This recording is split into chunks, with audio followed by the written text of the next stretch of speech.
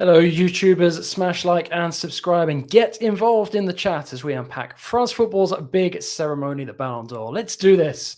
Hello. Welcome everybody to the show. Delighted to say that I'm joined by Nigel Reo-Coker to discuss the Ballon d'Or awards. Karim Benzema winning big as expected. So join us right now. Hey everybody, Nigel, how you doing, my friend? Great to be with you. Love the fact that you've put on a shirt to be discussing the most important and prestigious individual award in football. I had to make a little bit more of an effort, JJ. Come on, it's the Ballon d'Or. Let's get into the politics of football, as we can see. Can't wait to get into this discussion. How are you doing, my friend?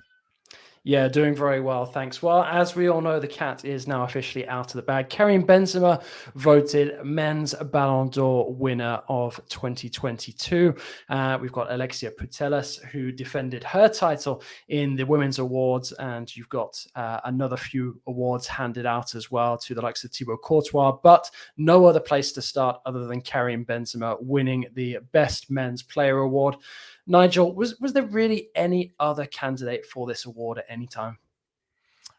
JJ, in my personal opinion, and I'd like the fans to feel free to send in their comments and let us know what they think, whether they agree or disagree.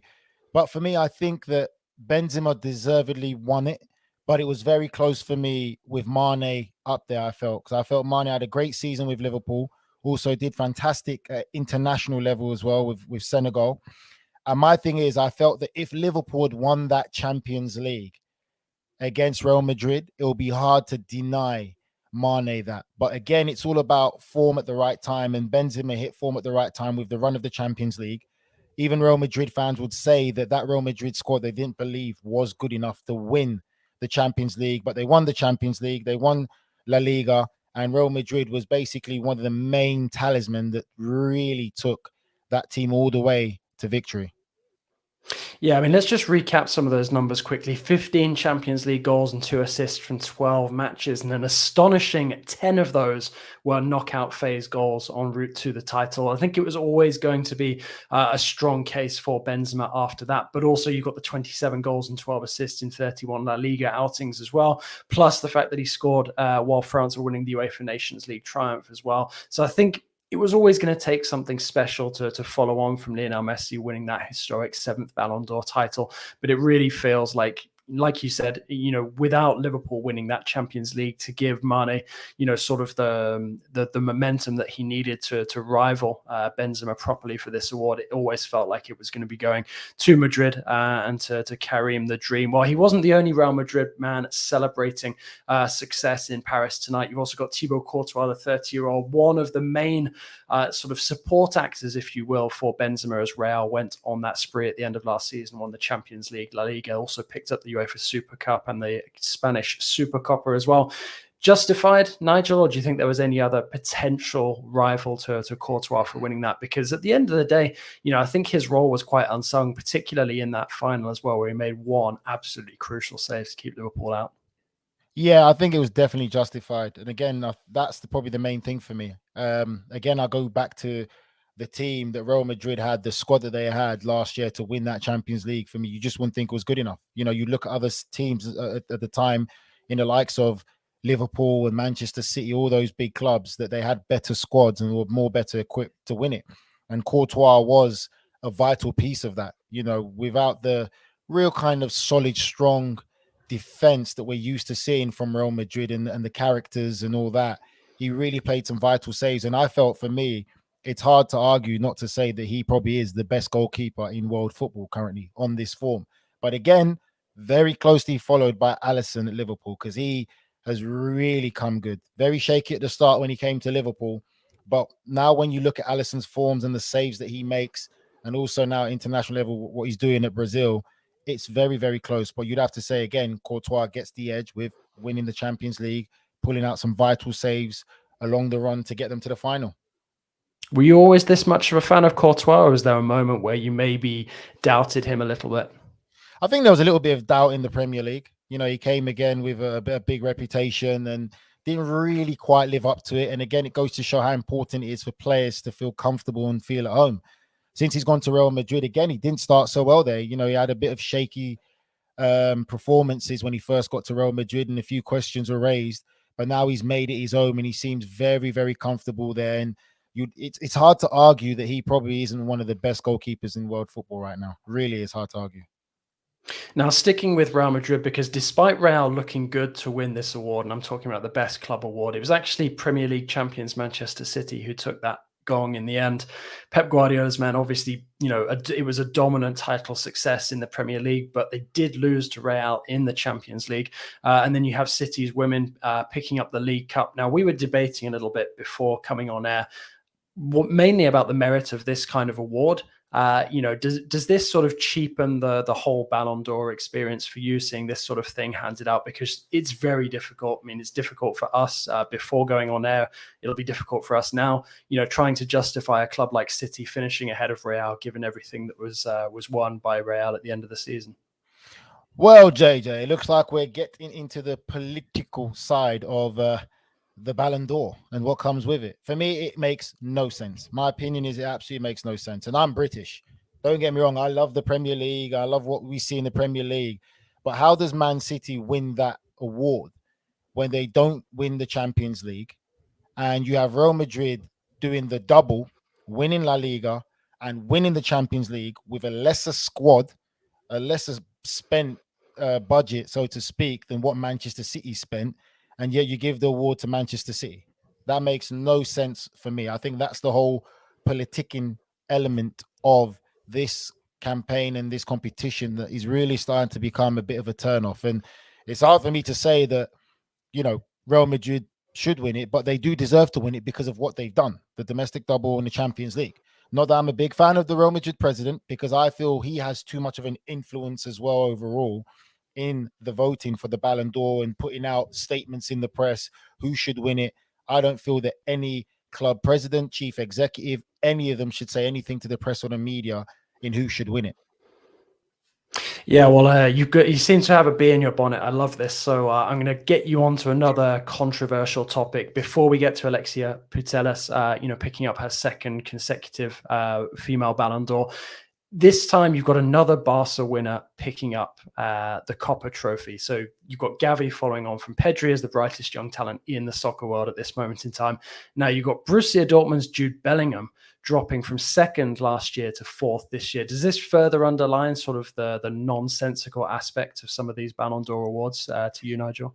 Yeah, I think it makes no sense to me. I think you look at what Jude Bellingham's doing for England and also for Borussia Dortmund, historic side in European competitions in the Champions League.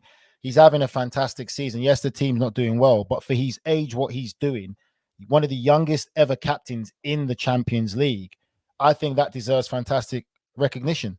And don't get me wrong, yes, you got Xavier winning it for Barcelona, but with Xavier and Pedri really been mentioned that much if they weren't at Barcelona? Is it this whole love affair of, because it's Barcelona, because it's a rebuilding process, they've got 2 or 3 kids coming through the academy, that they're getting so much more media attention and everything that comes with it? And look what happened the other day, JJ, in the sense of the El Clasico putting on Drake's logo on their shirt.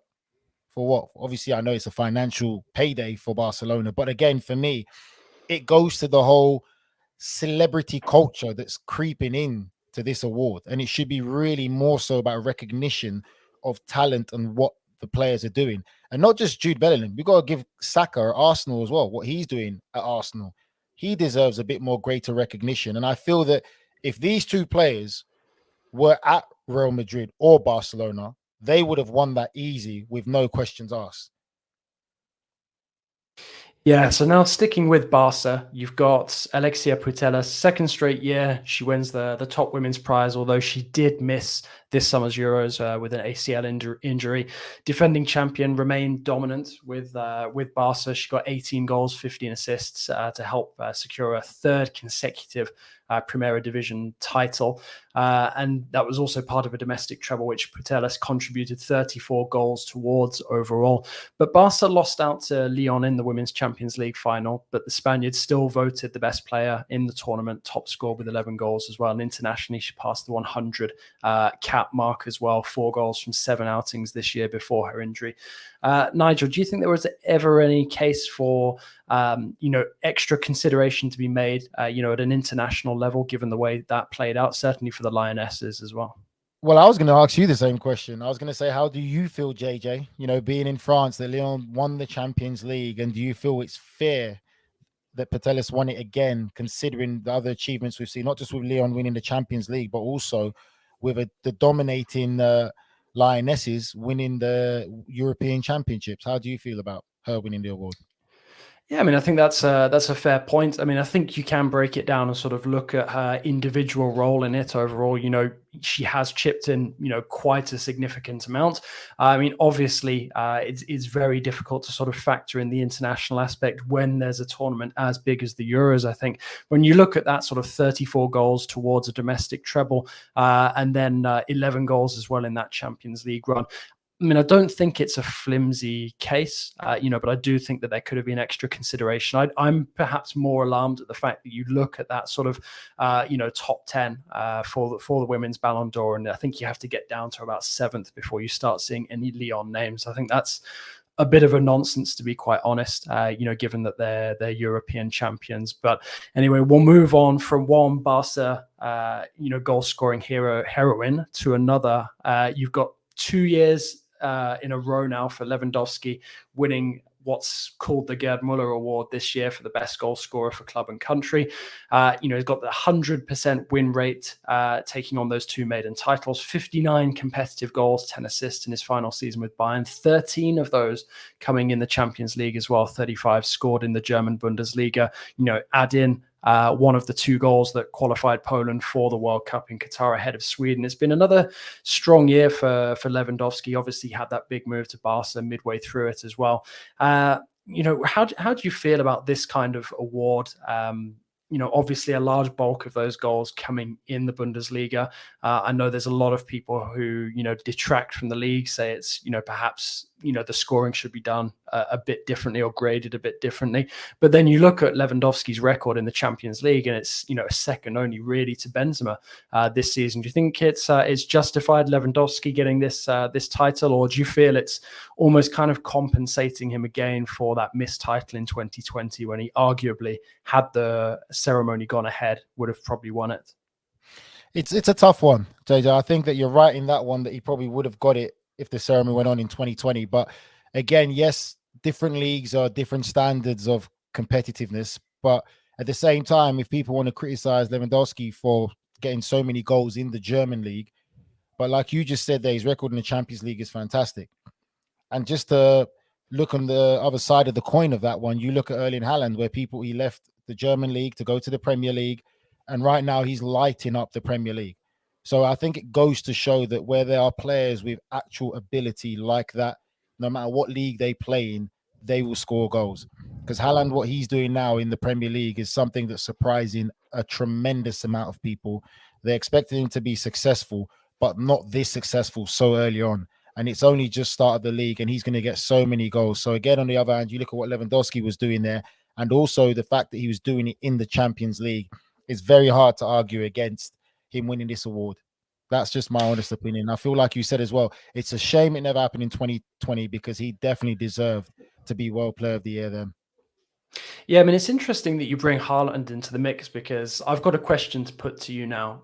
We've been sort of discussing the importance of having both success for club and country, contributing towards your ability to win this award. Now, Haaland, he's somebody who's absolutely banging in the goals in the Premier League, but he plays for a team, an international team in Norway, who struggle to qualify for these international tournaments. Do you feel like he's going to be forever, sort of limited to only being able to target this sort of goal scoring award as opposed to sort of the Ballon d'Or overall? Or do you think it's something where, perhaps that bias that you were mentioning earlier towards some of the big clubs might play in his favor, depending on what Man City win in the future? Well, it's got a few different options there, JJ. I feel that he has to concentrate on the goal scoring. Yes, he could probably end up getting the Gerd Muller award like Lewandowski does. Or for him to get the Ballon d'Or, he's going to have to be the top goal scorer in the Champions League, top goal scorer in the Premier League, and then Manchester City are going to have to win the Champions League for him to win that. That's what it's going to take. That's the reality of it. For any player generally playing in the English Premier League, I think Ronaldo was the last, 2008. And before that was Michael Owen, as I've been informed by our great producer, Des, who's a bit disappointed that no Atletico Madrid players made any kind of noise in this year's competition. No surprise, because they're absolutely cack. Ain't that right, Des? But anyway, Ronaldo won it in 2008. And what happened that year? Manchester United won the Champions League against Chelsea. So that's what it has to be. It really has to be that he's the top goal scorer in the league, Champions League, and Manchester City have to be crowned Champions League winners. So it's very difficult. Honestly, I can't see it being like that. And again, it goes to what we just slightly spoke about. It's also the politicking of these presidents at Barcelona and Real Madrid. They seem to kind of have it now. Unless you're playing for Barcelona or Real Madrid, you're not going to be recognized for the Ballon d'Or. And that's what's starting to make it a bit more sickening, in my opinion. You know, it's got the glitz and glam come to it now. There's probably more glitz and glam about the Ballon d'Or than there is the Met Gala in New York. So I think it's Well, I slowly. tell you what, you've definitely got a wardrobe that's ready for an invitation to the Met Gala. Oh yeah, I'm waiting for my invite, Met Gala. Don't worry, I've got some shakes I can pull out. But yeah, I think that's the worrying thing, JJ. When you look at it, I think that's the scary thing about the Ballon d'Or now. It is becoming too much of a bit of a popularity contest, and if you're not in the fancy clubs, it's very difficult to make an argument. I want to throw a question back to you. What's your thoughts on Sadio Mane's comments on the lack of recognition for African players when you look back at some of the greats that have played the game in the seasons that they've had and not getting no recognition for the Ballon d'Or? Do you think it's valid? I mean, I do think that he has a valid point. I think as well, Benzema's success this evening will be held up, sort of as a success for Africa in a way, given Well, JJ, Algeria's. JJ, I love you, but let's not go there. It's going to be No, strictly French for I know it's Benzema. no, but I know it's a controversial topic. But I think that there are certain quarters who will sort of hold that up as something of an African success. But I'm not saying that should be considered enough. I think that Mane definitely has a point. I mean, you look at the award that he picked up tonight. I'm glad that you sort of led me into that final award to read out. So you've got him winning the inaugural Socrates Trophy, and that basically rewards players involved in humanitarian efforts. Now, Mane, Senegal international, obviously won the Africa Cup of Nations with Senegal, could have won the Champions League with Liverpool as well, didn't. And as Nigel rightly pointed out earlier, perhaps that denied him the ability to compete with Benzema. But where he was head and shoulders above everyone, at least in the voting this year, was for sort of the contribution towards development in his home country of Senegal, where he's contributed towards building schools, hospitals, notably in his hometown of Bambali. And I do think that, for a long time, sort of, players from Africa have been sort of,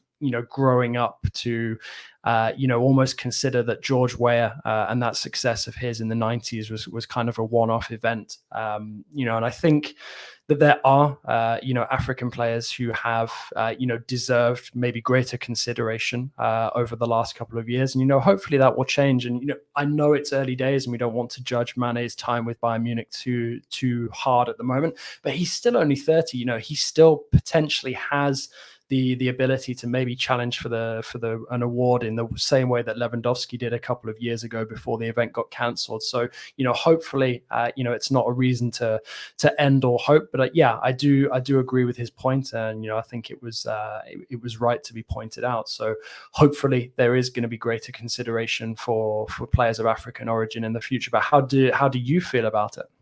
I think he's right. I think he's got a valid point. I think we've seen some greats play this game before in the likes of Etu and Yaya Toure when he was at the top, and it was hard for them to get the real recognition. What I look at now, and this conversation I think I've had with yourself and James as well, is you get worried now because of what Haaland is doing, that every year now, is it going to be Haaland versus Mbappe for the World Player of the Year? And again, is it more about what they're doing overall as a football player, what we've seen on the pitch? Is it the wow factor of that, the wow aspect? Or is it going to be about stats and numbers and goals and assists and the clean image and stuff like that? For me, JJ, I look at the world's best player. I think you look at what Ronaldinho was doing. that was the wow factor for me, because I've never seen any other footballer with the most natural ability like Ronaldinho. The closest thing is obviously Neymar. And obviously he's even struggled to kind of get real deep recognition for that competition since the Ronaldo and Messi rivalry happened for so many years. So you do worry about it because of that's the way society is heading. That's the way football is heading. So it's more of a popularity contest, and you just want people to be putting out names out there, and it's people like us and other people making people aware of other great talent that's out there that's not in this how do I describe it, in this luxury bubble of superstars, that there's actually great players out there. Well, the common thread, obviously, between Ronaldinho and Neymar is enjoying an extended period of the Parisian nightlife, contributing towards them being absolute ballers on the pitch. But True. I'm gonna dictate what our final thoughts are, because I'm glad that you brought up Mbappe. Mbappe goes home empty-handed tonight. No consideration, sort of not in the shake-up at the very top for the Ballon d'Or. Obviously too old to be considered a prospect anymore. Didn't even get the nod for the Socrates Award. What do you make of that? Do you think it's perhaps a message being sent, to Mbappe to not be considered in this, for those kind of prizes? Something to try and motivate him to do a bit better next year. Because obviously, at the end of the day, this is a France-based award, and you'd think that they perhaps would find some way to, recognize, one of the leading talents, from their country, especially with something like the Socrates Trophy, but at the end of the day, a lot of what we've spoken about with Kylian Mbappe over the last year or so, certainly last season, was not all positive. So, I think in many ways it's justified that he wasn't sort of given an award just because he's Kylian Mbappe, don't you? For sure, it's a reality check, and it's a back to reality for him. And I feel that a lot of these, there's no smoke without fire, JJ. So I think a lot of these stories we've seen about him and what's been coming out there about him, there's something there. And I think a lot of people know that. A lot of people maybe who are close to people in his inner circle know what he's about. And that is definitely a reality check. It's a bit of a punch in the gut for him, really, for what he's done and how much of a good player he truly is, not to even get the recognition to be there. But it's like you said, it's about getting your head down and focusing now. Stop the sulking. But I'm sure he's probably got enough people around him to make him feel comfort and comfortable. And his PR team will find a way to spin this around. Yeah, as Rafa is saying there, he looked like a petulant teenager sat next to Trinity Rodman at the awards ceremony. So we will see how Kylian Mbappe manages to turn it around. Nigel, thanks so much for joining me to break down the Ballon d'Or award. Guys, thanks so much for tuning in. Thanks for listening to us here. Please take a minute to leave us a rating and review on your favorite podcast platform. We're on Apple Podcasts, Spotify, Stitcher, anywhere you listen to podcasts. We're also available as video, unfortunately, for Nigel Reo-Coker. So subscribe. You guys need to stop saying YouTube. Until next time, guys, it's goodbye. Thanks for tuning in.